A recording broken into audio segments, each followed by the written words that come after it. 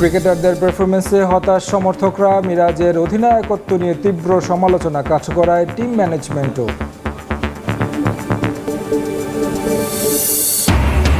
AFC challenge লিগে অংশ নিতে কুয়েতে পৌঁছল বসুন্ধরা কিংস। 25 অক্টোবর আল সিডের বিপক্ষে ম্যাচ দিয়ে মিশন শুরু করবে BFL জায়ান্টদের। Bangladesh West Indies one day সিরিজের খবর। উইন্ডিজের কাছে সুপার ওভারে ম্যাচ হারল বাংলাদেশ। 11 রানের লক্ষ্য খেলতে নেমে 9 রানে থামে স্বাগতিকরা। 1 রানের জয়ে সিরিজে সমতা আনল উইন্ডিজ। সুপার ওভারে 2টি ওয়াইড ও 1টি নো বল পেলেও ব্যাটিং ব্যর্থতায় ম্যাচ হাতছাড়া করল মিরাজের দল। এর আগে প্রথমে ব্যাট করে নির্ধারিত 50 ওভারে 213 রান করে বাংলাদেশ। জবাবে অধিনায়ক শাই হোপের 50-তে বাংলাদেশের সমান 213 রানে থামে ক্যারিবিয়ানরা। 50 হাঁকিয়ে ম্যাচ সেরা হন শাই হোপ। সোমবার নারী বিশ্বকাপের ম্যাচে শ্রীলঙ্কার কাছে অবিশ্বাস্যভাবে হেরে যায় বাংলাদেশ। ছেলেরাও পিছিয়ে থাকবে কেন? সুপার ওভারে target 11 run. Windies spinner Akeal Hosein দিলেন 2 wide 1 no ball. Free hit পেয়েও কাজে লাগাতে পারলেন না সৌম্য সরকার। ব্যাট হাতে 278 স্ট্রাইক রেটে 39 রান করলেও সুপার ওভারে সুযোগই পেলেন না রিশাদ হোসেন। ওয়ানডেতে নিজেদের প্রথম সুপার ওভারে 1 রানে হার বাংলাদেশের। অবশ্য মিরাজ এই ক্যাচটা লুফে নিতে পারলে ফলাফলটা ভিন্ন হতে পারত। সুপার ওভারের দ্বিতীয় বলেই রাদারফোর্ডকে আউট করেন ফিজ। দলীয় 3 রানে মিরাজ ব্রেন্ডন কিং এর ক্যাচ মিস না করলে লক্ষ্যটা হতো 4 রান। কিন্তু উইন্ডিজের জন্য বানানো স্পিন ফাঁদে নিজেরাই ধরা খেল বাংলাদেশ। 51 ওভার স্পিনারদের দিয়ে বোলিং করিয়ে ম্যাচ জিতে সিরিজের সমতায় ফিরল ক্যারিবিয়ানরা। রোমাঞ্চ ছিল উইন্ডিজের ব্যাটিং ইনিংসের শেষ ওভারেও। জয়ের জন্য দরকার 5 run. Part time bowler Saif দিলেন 4। শেষ বলে সোহানের ক্যাচ মিসেই ম্যাচটা গড়ায় সুপার ওভারে। অবশ্য এ পর্যন্ত ম্যাচ নিয়ে আসার কৃতিত্ব দিতে হবে ক্যারিবিয়ান অধিনায়ক শাই হোপকে। ব্যাট হাতে অবদান রেখেছেন আলিক আথানেজ ও কেসি কার্টি। বল হাতে স্বাগতিক অধিনায়ক মিরাজ ছিলেন উইকেট শূন্য। নাসুম তানভীর রিশাদের বোলিং নৈপুণ্যে 133 রানে উইন্ডিজ 7 উইকেট হারালেও সেখান থেকে দায়িত্ব নেন হোপ। ঠান্ডা মাথায় খেলেন 53 রানের ইনিংস। বাংলাদেশের সমান 213 রানে থামে উইন্ডিজ। অধিনায়ক ও কোচের সিদ্ধান্তেই সুপার ওভারে ইনফর্ম রিশাদ হোসেনকে ব্যাটিংয়ে পাঠায়নি বাংলাদেশ দল।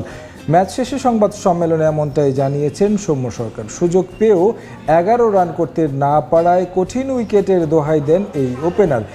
এদিকে মিরপুরের কালো মাটির উইকেট নিয়ে বিদ্রূপ করেন ওয়েস্ট ইন্ডিজের স্পিনার আকিল হোসেন।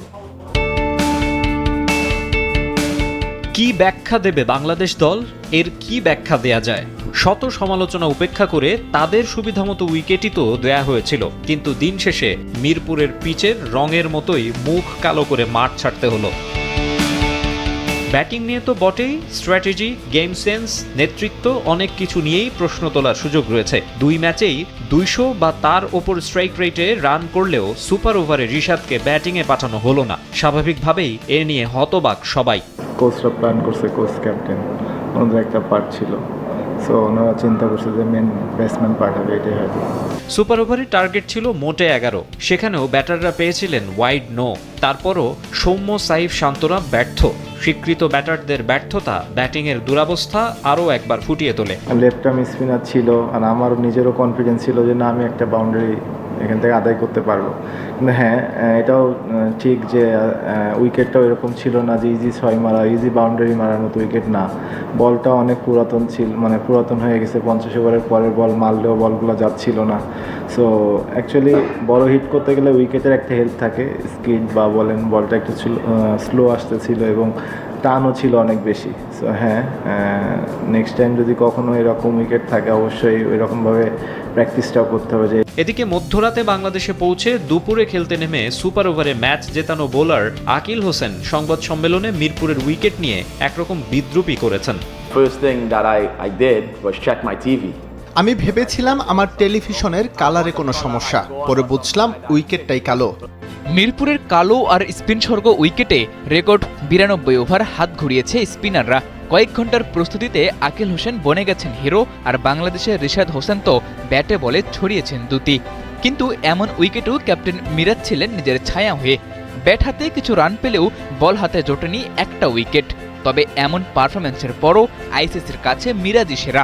সবশেষ প্রকাশিত র্যাঙ্কিংয়ে রাশিদ খানকে টপকে বনে গেছেন চতুর্থ সেরা অলরাউন্ডার। অলরাউন্ডারদের র্যাঙ্কিংয়ের পাশাপাশি বোলারদের র্যাঙ্কিংয়েও এগিয়েছেন মেহেদী মিরাজ। 578 রেটিং নিয়ে 6 ধাপ এগিয়ে 18 নম্বরে উঠে এসেছেন টাইগার ক্যাপ্টেন। বোলারদের এই তালিকায় 16 ধাপ এগিয়ে 71 নম্বরে উঠে এসেছেন নাসুম আহমেদ। ওয়েস্ট ইন্ডিজ সিরিজে দল হিসেবে টাইগাররা বাজে পারফরম্যান্স করলেও সেখানে ব্যতিক্রমী এক নাম রিশাদ হোসেন। আইসিসি র্যাঙ্কিংয়েও তাই বাকি সবার চেয়ে ওর উন্নতি অনেক বেশি। বোলারদের তালিকায় 65 ধাপ এগিয়ে উঠে এসেছেন 68 নম্বরে, আর অলরাউন্ডারদের র্যাঙ্কিংয়ে 87 ধাপ এগিয়ে 37 নম্বরে। দুই বিভাগেই অর্জন করেছেন ক্যারিয়ার সেরা রেটিং। স্পিন উইকেটের ফায়দা নিয়ে রিশাদ নাসুমরা এগিয়ে গেলেও র্যাঙ্কিংয়ে বেশ খানিকটা নিচে নেমেছে তাসকিন, শরীফুল, তানজিম সাকিবদের নাম। 4 ধাপ পিছিয়ে তাসকিন 38 নম্বরে, শরীফুল গেছেন 61-তে, আর তানজিম সাকিব 6 ধাপ পিছিয়ে 73 নম্বরে। র্যাঙ্কিংয়ে অবনতির তালিকায় অবশ্য আছে ব্যাটার জাকির আলী অনিকের নামও।